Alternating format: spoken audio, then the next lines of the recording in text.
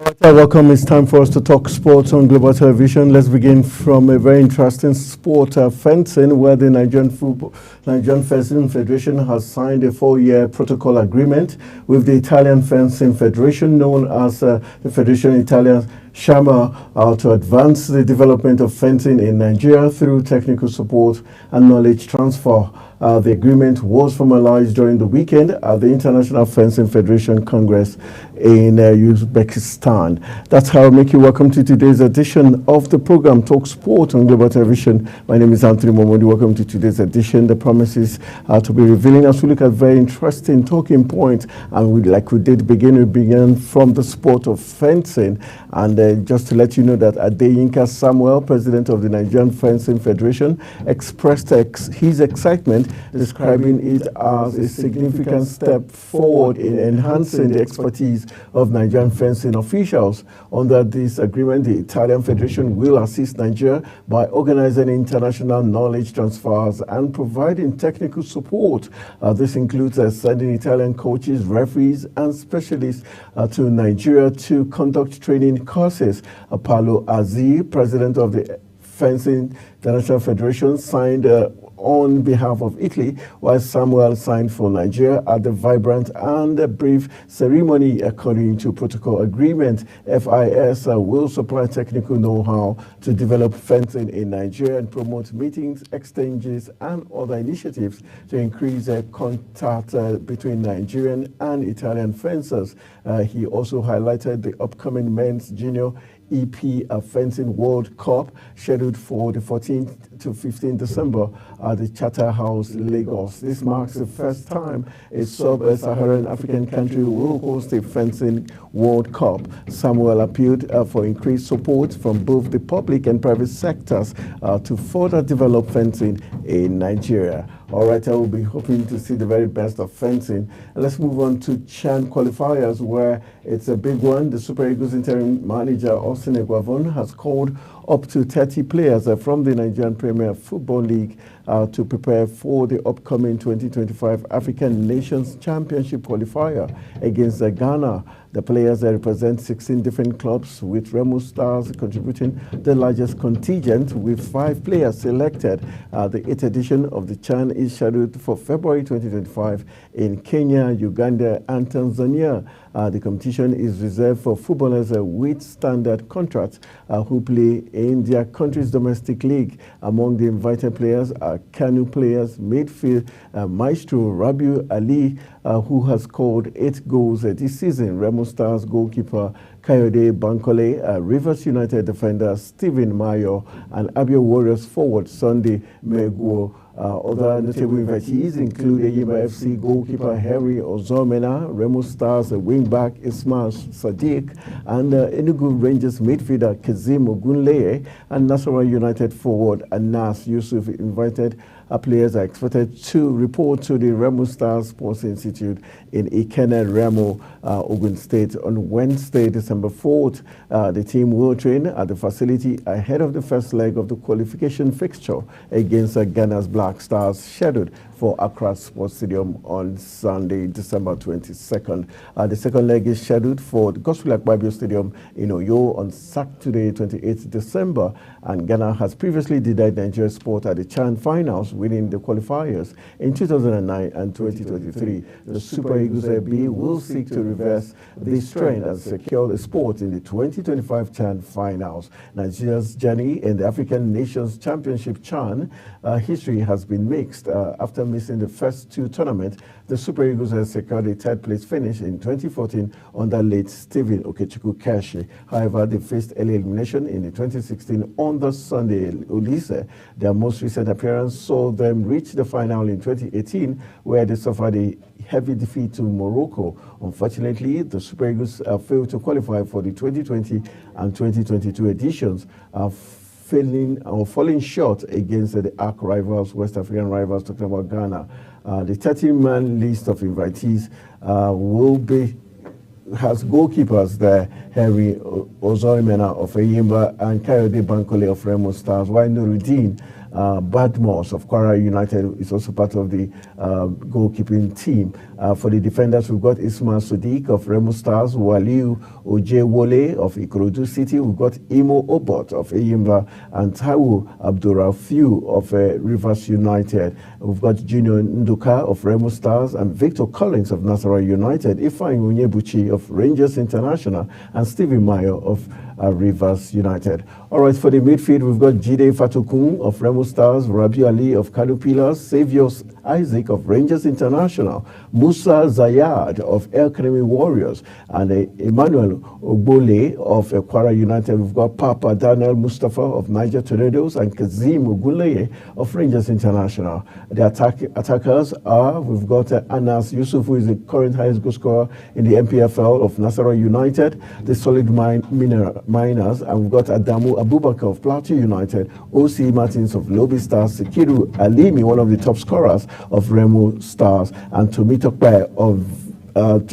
Vincent of Plateau United, alongside Samuel Ogunleye of Shooting Stars of Ibadan, Abiam Nelson of Kano Pillars, Mayiwa Orisha Yemi of Banya Insurance, and Ingbe Mena of Ikechukwu of Heartland of Owerri, and Sunday Megwo of Abia Warriors, not forgetting Umar Al-Amin Ibrahim of Air Academy Warriors making the team. Who got Adams Aminu Sani of Kano Pillars completing the 30-man list. We'll go for a quick break. When we return from the break, I'll be introducing my guests. I'll be looking at the Chan list of 30 players, if they are the best for Nigeria. And also we'll be talking about Nigeria emerging overall winner of the African Military Games 2024. Team Nigeria topped the medal table at the second African Military Games 2024, clinching a total of 234 medals as the competition ended on Saturday night.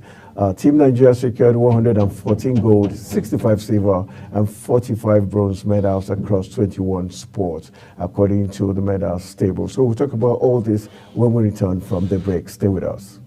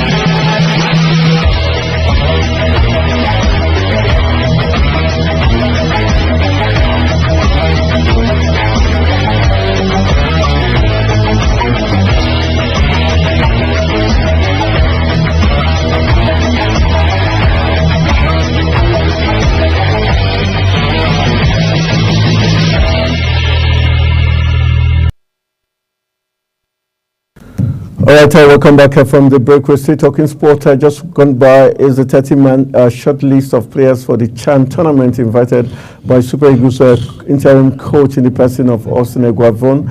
And I've got in the studio my guest who will be helping us look at some of the talking points on today's edition. He is Gabriel Obi,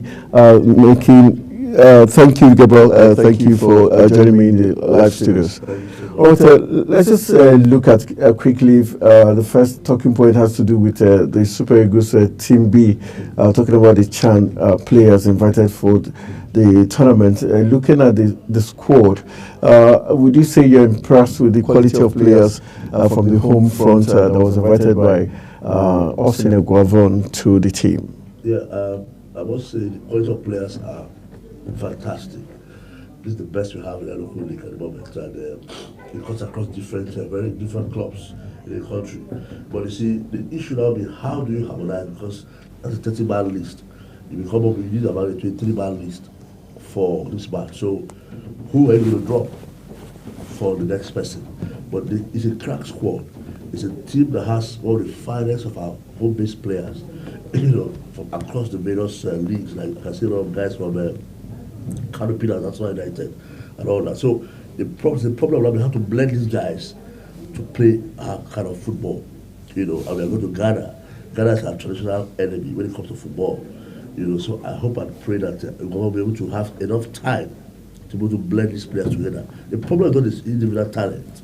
The problem is how do they synergy to play as a unit has been our major challenge. So if Austin Eguavoen can use this as a test case to be able to redeem his image, I'll be glad for him, because these are home first players and these guys are ready to go. A lot of them want to be the Super Eagles first team, and so they're going to give out all their best. So if Austin Eguavoen can be able to bring these guys together, make them a unit, we'll be glad for it, because I see us going far. Okay, let's look at in terms of the players invited. There's this issue of Rabiu Ali, who is a 40-year plus, who is invited to the team. For some people, they feel that was a master stroke, because he has been up and doing on the local scene, and he's still scoring goals. He's still the engine room of Kano Pillars. How important would he be for the fulcrum of the CHAN Eagles? Rabiu Ali is always like a cat with 9 lives. The guy is always giving out his best. Rabiu Ali played for Keshi CHAN. I remember he played for the CHAN of Keshi that went to the third place. All right, I will talk this match. Rabiu Ali has always produced. He's a player and also much. But he is in the same stream with our former captain, what's his name, Musa. Yeah. They are almost contemporaries. But you see, he has kept his head slow and has kept his foot. Even at 40, he's still playing football. I mean, he's a very good player. And I think it's good for him, because he'll be able to be he has experience, he'll be able to galvanize our midfield properly. I wish him well. I think he's a good choice, and the player should be the playmaker, where he can be able to distribute the balls properly. And I believe with our godly striker, the guy from Nassau United, who is the high goal scorer right now, playing with Anas Yusuf. We have a lot in our disposal. We have a lot of talents. It's how to blend these talents as a problem. We have a lot of guys who can do us proud. But our issue has always been the technical and the tactical play has been our major issue. How do our substitutions are faulty? We don't know how to replace players. That's been our problem. So I hope and pray that Austin Eguavoen will do well this time with the CHAN Eagles.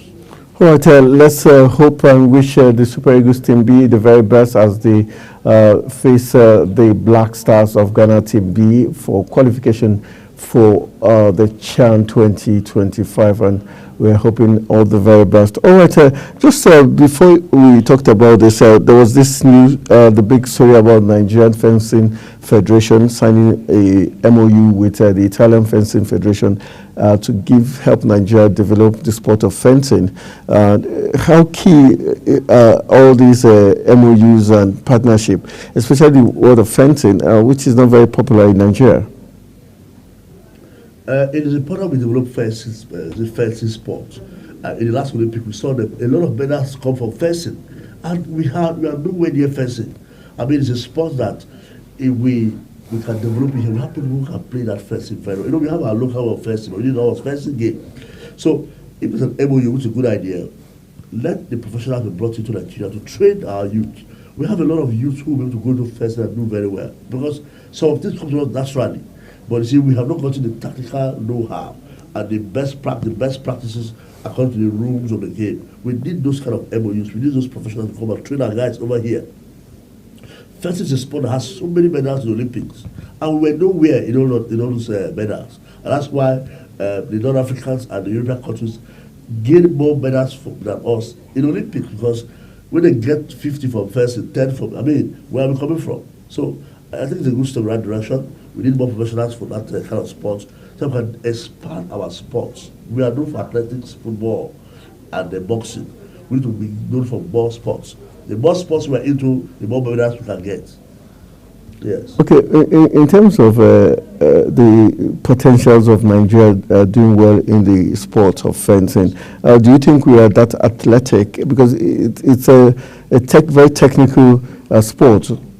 As looking at the equipment, I hope my producer will be able to show us a picture of the sport of fencing, so that we have a clue of it. Looking at it, do you think Nigerians are well built for that sport of fencing? There's no sports in this world that kind of. Nigerians are playing rugby. A lot of Nigerians are playing. What other sports do you want to call it? There's no sport in this country or this world that Nigerians cannot participate. All we need is the technical know-how. All we need is the tutelage. If we can have professionals, instructors who can come teach us fencing, we will excel. There's no sports in this world that we cannot excel. In fact, there are a lot of sports that we are not even participating in the Olympics. We have advantage. We have them. For example, swimming.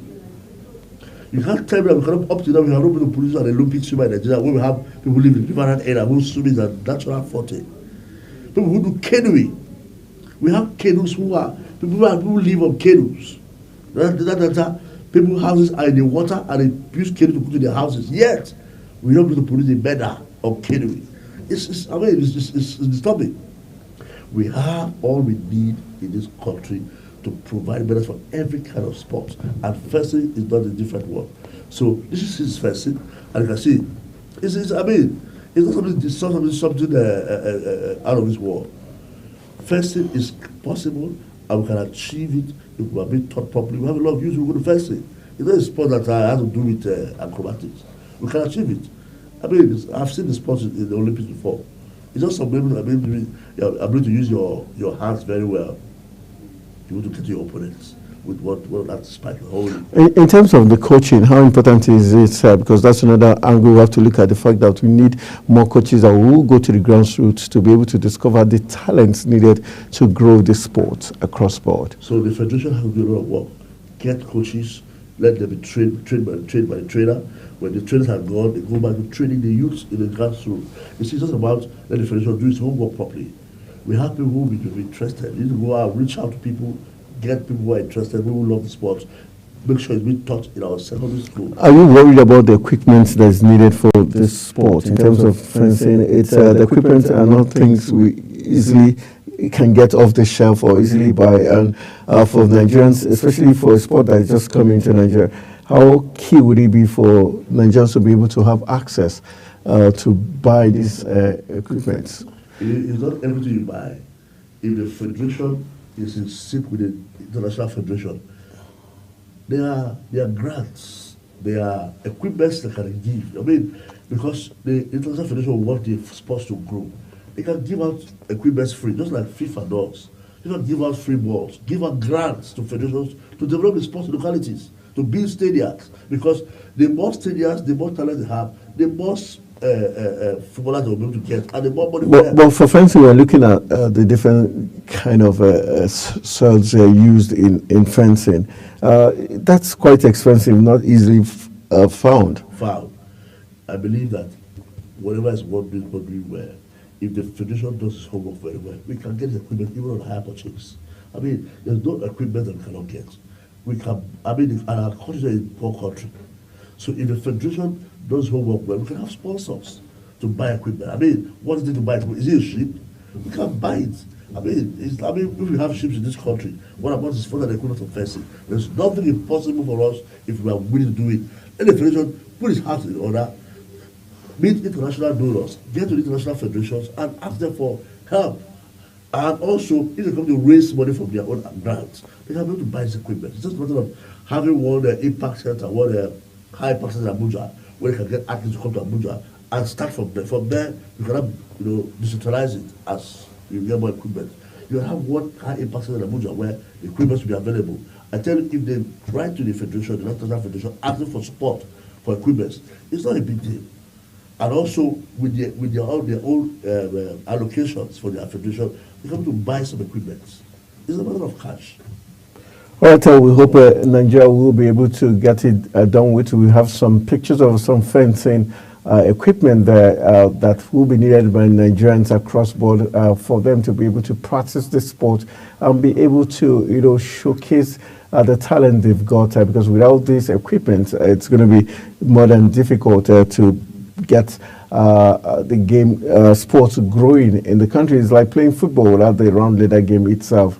It makes it truly very difficult. All right, let's just move on to those are some of the equipment needed for the sport of fencing, and we're so glad that the Nigerian Fencing Federation has signed an agreement with the Italian Federation to be giving Nigeria some technical support and trainings of coaches so that they can get the sport up and running in the country. All right, from the world of fencing, let's move on to Nigeria emerging overall winner. It's all about the African Military Games 2024. That's where we're heading next, as Team Nigeria topped the medals table at the second African Military Games 2024, clinching a total of 234 medals as the competition ended on Saturday night. Team Nigeria secured 114 gold, 65 silver, and 45 bronze medals across 21 sports.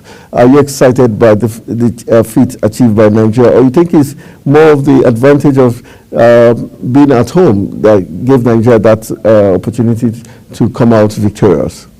I think it's two things. Number one, the home advantage gave us an edge, and also we prepared well. I'm proud of the military sports federation in Nigeria. They have done us well. Most of the greatest athletes in this country have come from the paramilitary military sector. The Choma Jumat of this world, the Jaliu and the right. There's a lot of military people. So I want to encourage them to keep all the games going. I mean, I was thinking, why can't we get athletes from the military sector to represent us in the country? But we've always had the police and other. Julius Gaho was a policeman. Yes, I mean more. So I think we don't lack talents. I think we should make our selection process more competitive, because if we get athletes from the military sector and our athletes, we can get the best represent our country. I mean, for 21 games, you can imagine representing in the All African Games. We are going for 21 sports, and we can win in the military. That means we can win the All African Games in the next edition of African Games if we prepare properly.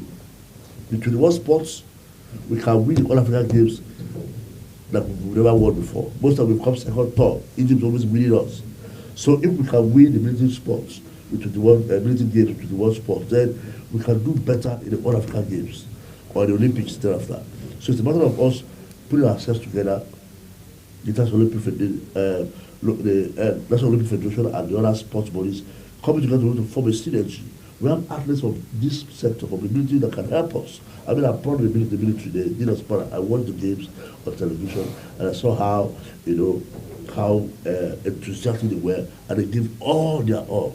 And with this is second edition, so I believe that we can do better in this edition. And you can imagine we won more medals in all in gold. We had the highest number of gold, highest number of silver, highest number of bronze. And overall, highest number of medals. The second came 36. We had 214, and the second place when it came 96. It was like light and darkness. So okay, in terms of the organization, are you impressed that the military could organize such a very fantastic tournament with African countries, and yet we have sports federations who are civilians, and they have not truly been able to prove a point that they've been excellent hosts like we saw in these games? Honestly, I'm amazed at what the military pulled off. I think the sports federations should go and learn from the military. I mean, this is fantastic. So that means we can actually ask the military to help us whenever we are having such for them, because there's been a lot of bickers most times when such federations are organizing tournaments because of sometimes partiality issues of favoritism comes in. I think we need to look to the military to give us their officials to officiate of our games because they have proven to be a very disciplined side, and we must commend them for that. I mean, there are no stories of improper conduct of favoritism in all 20 games. I mean, they conduct them properly, and it's something I must commend the military for that. They should help the federation, the similar federations to do their thing because the similar federations are still not yet getting it right. I must commend their discipline, and we need more from them.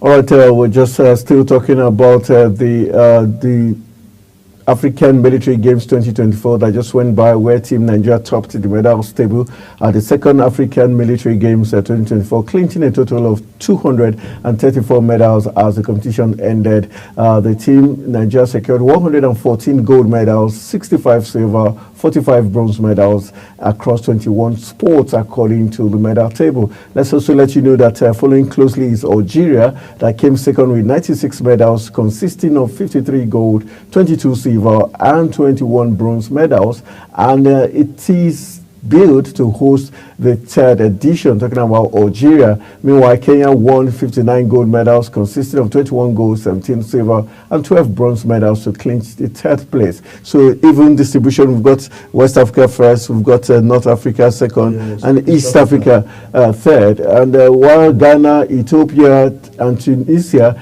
rounded up the top six, finishing fourth, fifth, and sixth, respectively. Meanwhile, South Africa, Libya, and Uganda followed in seventh, eighth, and ninth, while Tanzania secured the 10th spot. Can we look at this and say, on the flip side, could this be also the arrangement in terms of the military might of these nations? Yeah, I think so. I mean, it's obvious that Nigeria has one of the best military in Africa. I mean, we have consistently built our military. You know, remember the ECOMOG days, it was largely Nigerian soldiers that went there. We have a very viable and very capable military. You know that we have not given them their flowers as we ought to have given them. The Nigerian military is very disciplined, and they have always proven their ability when they go out for UN peacekeeping operations. So I think it's a very, I must say that this is crystal clear to show that our military is very strong and we have a disciplined side. So it's highly commendable. South Africa was expecting to come second there. They came 8th or 9th. You know, so we're going to commend the Nigerian military for this wonderful feat, and we are urged to keep it up in good work. All right, so in his remarks at the closing ceremony, the president of the Organization of Military Sports in Africa, Abdullahi Meikanu, said the event was a milestone of cooperation and unity in African armed forces. Meikanu, a major general, said the games showcased extraordinary display of skills, determination, and sportsmanship, as well as a very best of the continent of Africa. According to him, these games have not only been platform for competition, but also a celebration of shared values of unity. Meikanu expressed their appreciation to the Nigerian military authorities and urged the participating nations to carry forward the cooperation, understanding, friendship, and bond they had formed during the games. According to him, the camaraderie and discipline that has flourished during these games is a powerful reminder of what we can achieve when we stand together. That's congratulations to all the military formations across the 54 nations of Africa. All right, away from that, let's talk Nigeria. Talking about Super Falcons taking on France. That's where we're heading to next. As the Super Falcons, talking about France 2, Nigeria 1, Super Falcons star making history. Just to let you know that Nigeria Super Falcons delivered a commendable performance despite losing 2-1 to France in the international friendly game. Let's look at, are you impressed? For me, I feel I'm not impressed. Every time we play, either we play the US, we play the France, we play grade A countries, must we have to lose? And we keep giving them pat on the back when they keep losing. Is it impossible for Nigeria to beat any of these powerhouses? It's not impossible, but I watched the match, and I was commend Nigerians for holding their own. But you see, I don't think we had a defensive challenge. The defense was in shambles. I mean, you could imagine defenders playing a back pass with an all-rushing attacker. it was so calamitous in some parts that I was scared when I was sitting and watching, because we've not had a current coach that is doing the job. That's a problem. In the times of Waldron, we had a stable defense and a stable pattern of play. But you see, these issues of having issues with our coaches, with the federation, are only the lingering crisis. I hope and pray that the NFF president will get us a coach, because this experiment with what's his name is not taking us anywhere. Madugu. Whether we confirm Madugu or we get a new coach, because we have the talent. I want the girls will play out of bridge. The home base players that we brought in, give it their best.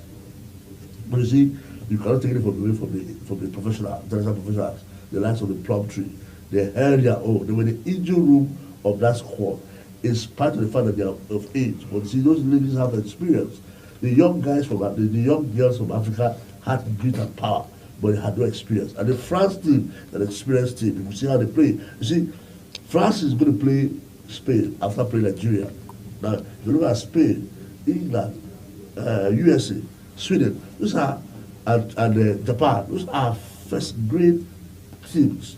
If you can play them and go back with 2-1, then you're trying. Because those girls are experienced and they play among the best teams in the world. So I want to commend them for not losing scandalously, because it would have been worse. In fact, there was a goal that almost was scored at the last minute of the match. But somehow, our keeper is a very good keeper. The lady that plays in France. So let me commend the keeper, because you could see some players that stood out in that game, especially the keeper, who delivered us. If I would have scored, they would have scored 4 more goals. But the keeper was very good, and he saved us some last gap chances. But you see, in my analysis of how I watched, the defense was very faulty. We had issues with the midfield. You see, Ayinde, who was there, the old player, held our own to show him a red card at the 9 minutes of the match. But you see, the young girls have not proven themselves well. We need to have those girls from Edo-Queen, but none of them was there. So, but these Edo-Queen girls have got some level of experience now. But would you say it's the coach's fault, or the players just didn't blend, or the players were scared of the big stage? I think number one, the big stage affected them. Actually, they didn't blend properly.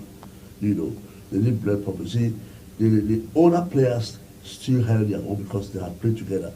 But the young players that were introduced were just running around. They couldn't do much. You could see the inexperience was in that play. You know, so was it necessary for Coach Madugu to have brought in those young players in such a high-profile encounter? Of course, they can cut their teeth one way or the other. But would it be against a top team, grade A team? It was good for them to say the fear will be killed. You need to be able to kill the fear one day. So it was good he brought them in the second half, because a lot of them came in the second half and tried to run there. A lot of players, the last 10 minutes, we had almost 5-6 players were brought in. You know, to give us a level of, to feel the top and feel the atmosphere. It was good. Some of them had their teeth cut that day. But you see, we would have gone far with the match first half before the 60th minute. But then, experience came to play. So it was not bad to introduce new players, but you see, they need a lot of blending, because we saw that we played and they all played their individual games on that day. All right, we're moving to Fifth Pro Men's 11. Fifth Pro Men is 11. Shortlist is where we're heading to next. Our Super Eagles duo of William Trust Ekong and Ademola Lukman, who were initially nominated for the prestigious 2024 Fifth Pro World 11, have not made the final shortlist. The Fifth Pro World 11 is regarded as one of the most esteemed accolades in football, aiming to assemble the best starting 11 from the most exceptional players worldwide over the past year. Unlike the Ballon d'Or, which is determined by a panel of 100 journalists, the Fifth Pro World 11 is exclusively decided by votes from professional footballers. Our Fifth Pro, the Global Players Union, pulls opinions from over 28,000 professionals spanning 70 countries. Each player votes for 3 top goalkeepers, defenders, midfielders, and forwards from an initial list of 250 candidates. The final lineup comprises the goalkeeper, 3 defenders, 3 midfielders, with the highest vote, along with an additional outfield player, with the next highest tally to complete the iconic team. As expected, most of the game's prominent stars secured their places. Even Lionel Messi, Cristiano Ronaldo, despite being omitted from this year's Ballon d'Or shortlist, found spot in the forward nominations. Meanwhile, tension lingers between Manchester City's Rodri and Real Madrid's Vinicius Junior following Rodri's triumph over the Brazilian at the Ballon d'Or ceremony. However, both players are anticipated to feature in the FIPO World 11. The final team will be reviewed on Monday, December 9th, showcasing the players voted as the best in the world by their peers. For you, let's look at, we've got goalkeepers Edison of Manchester City and Brazil. We've got Emiliano Martinez of Aston Villa and Argentina. We've got Manuel Neuer of Bayern Munich and Germany. For the goalkeepers segment, for you, who do you think should get the nod? It's going to be between Emiliano Martinez and of Aston Villa and Edison. Edison, yes. Edison has not kept clean sheets lately, but it's a very good goalkeeper. Because Manchester City, but considering his team, shouldn't that give him the edge? Yes, Manchester City. Since he's playing in a big team. It's not about big teams. It's his ability to be able to how many clean sheets has he had so far in the season? How many fantastic saves has he had, both club and country? Edison has done very well. Just these few matches we had in Man City where they've been walloping them goals. But for me, I'll go for Edison first. Okay, Martinez has, okay. Yes. All right, we've got the defenders. We've got Dani Carvajal of Real Madrid, Ruben Diaz of Man City, and Virgil van Dijk of Liverpool. I'll take one of them. Yes. Yeah. Okay, I'll go for what's his name? I'll go for the Man City guy. That's Ruben Diaz. Yes. I'll go for Ruben Diaz. All right. Ruben Diaz is very strong, good for club and country. Van Dijk will be the best option. Van Dijk has injury issues and he's not very fast anymore. He's not as fast as he was. Some smart players. Okay, for midfielders, we've got Jude Bellingham of Real Madrid and England, Kevin De Bruyne of Man City and Belgium, Phil Foden of Man City and England, Toni Kroos of Real Madrid and Germany, Luka Modric of Real Madrid and Croatia, Jamal Musiala of Bayern Munich and Germany, Rodri of Man City and Spain. We've got Federico Valverde of Real Madrid and Uruguay.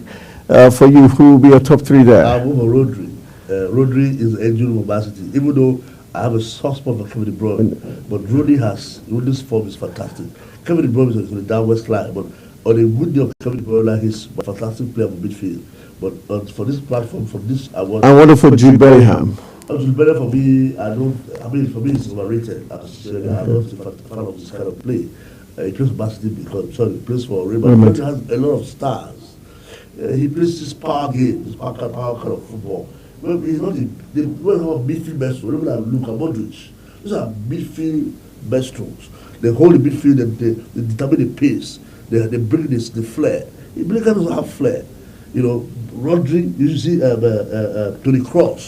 Toni Kroos makes very incisive passes. His passes are very unique. Kroos is one of my favorite passers of the ball. You know, but you see, he may not be gifted with the flair and brings the creativity like Odegaard brings. But you see, Modric brings the creativity. Modric brings in the determines the tempo of the game. He can, he has a way of, bring the game to its steel. That's where Rodri is, because Rodri is younger, has a little bit advantage over there. But if you have more experience, give it to Modric, give it to the Kroos. These guys have tons of experience on midfield. For Musiala, will you say he still has years to prove? Yeah, he has some years. Musiala is still coming up. He has some more years ahead of him. He cannot be rubbing shoulders with the likes of Modric and Kroos. These guys have paid their dues. I've been to 3 World Cups. All right, let's look quickly the forward. We've got Erling Haaland, Norway, Harry Kane of Bayern and England, Kylian Mbappe of Real Madrid and France, Lionel Messi, Inter Miami and Argentina, Cole Palmer, Chelsea, England, Cristiano Ronaldo, El Nassr, Portugal, Vinicius Junior, Lamine Yamal. For you, which of them would you pick there? Well, I will go for Vinicius Junior because Vinicius is hot right now. Vinicius is top of his game at the moment right now. Because though I have friends in Messi and Yamal, but I'll give to Vinicius Junior because out of when he got injured, he has been. Does Lionel Messi deserve to be there? Lionel Messi did well in his club. Lionel Messi is an old wine. But we're talking about MLS. You don't compare MLS and MLS is not compared in a way you come about the competitiveness, but they play good football too. Lionel Messi's entrance to MLS has brought MLS some level of limelight. Lionel Messi and this guy who played MLS in the same team at Dortmund, but you see, he's not in condition right now because he's out of his prime. those who are in their full prime now, and the likes of Yamal. Yamal and Vinicius Junior. Those guys are in their full prime. So I'll give to Vinicius Junior because I mean this year is his year. He's been fantastic. Been fantastic, very fantastic for him. He's carried Real Madrid in his shoulder until these injury issues, and I'll give it to him. All right, let's wrap it up. We've got just barely 3 minutes. Just a quick run of the top stories. Then, with Van Nistelrooy admitted he had been left hurt and disappointed after being shown the door by Manchester United last month. Van Nistelrooy, one of the finest forwards in United history, had taken interim charge following the sacking of Erik ten Hag. But the new boss, Ruben Amorim, decided he will not be part of his coaching plans. That's one of the big stories we were going to look at. And also, the FA Cup draws are out. Just a quick one for Van Nistelrooy. Do you think he was it worth him being sad and separated? Because that was what was expected. I mean, it was a blessing in disguise. Why would he want to settle down Amorim can be a head coach for that team? I mean, with his 4 matches he played in Manchester United, he won 3 and drew 1, and Manchester scored very good goals. So for him, he has been awarded with the coaching of Leicester City. He starts work today. So why would he be a houseboy to Amorim than to be a coach of Leicester City? So for him, it was good that he left. Amorim said, because if I'm going to play Amorim, he would have been taking the source of Amorim. But right now, Leicester City have found him to be a credible coach, and they have given him the job. And do you think he's going to return back to Manchester United someday? Of course he may return back. If he does well in Leicester, legends always go back to coach their clubs. The Manchester legends will rally around him, the likes of the other players. They'll call him up. Let him prove his better in Leicester City or get that club. But I tell you, he is a future coach of Manchester United. All right, that's our time and how much we can take on today's edition of the program, Talk Sport. Always time running whenever you're having fun. I want to say a big thank you to Gabriel Batistuta Obi for joining me in the live studios and helping us do the analysis of all the talking points on Talk Sport this morning. My name is Anthony Momoni, King of Sports, saying thank you for being part of the show.